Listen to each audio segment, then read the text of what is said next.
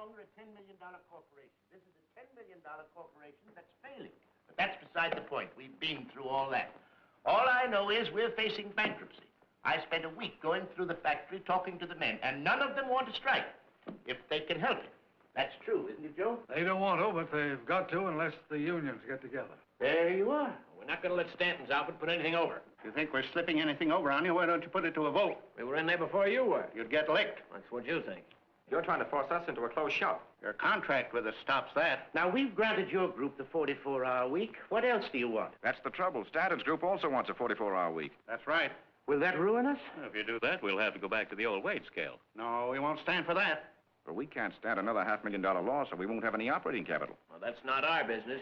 Made $500,000 the year before. You forget the government took most of that in taxes. It's not our problem. Look, gentlemen, all Mr. Borden wants to do is keep the factory running. Some of his employees have been with him for 20 years. He wants to keep them working if he can. We have to have money to operate, or we're sunk. What are we going to use for money? There isn't much surplus. Don't suppose we could float a bond issue?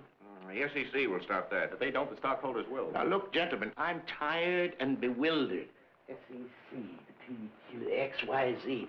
I've had enough for one day. Now, if you don't mind, let's get together next week. Well, I'll put your report before my committee, Mr. Borden. I don't think it'll get any place. We don't want you to think that we're trying to run your business, Mr. Borden. You don't want to run my business. You won't let me run it. So, good day, gentlemen. So long, Joe.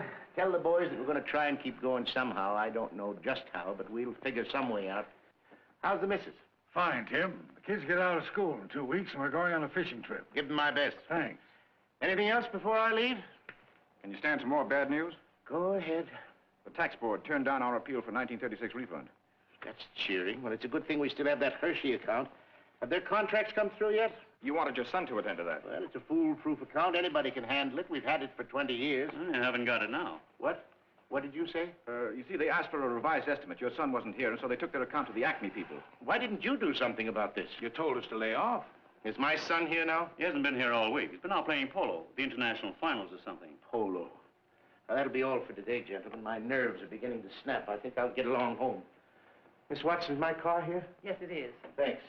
Good night. Good night, sir. Good night. Good night.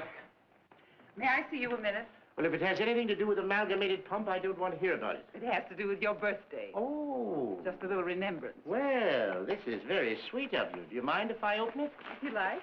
Well, this is really very charming. Oh, it isn't much. Well, it's very nice. Well, that's one bright spot in a gloomy day. I hope it isn't too loud. Oh, no, no, no.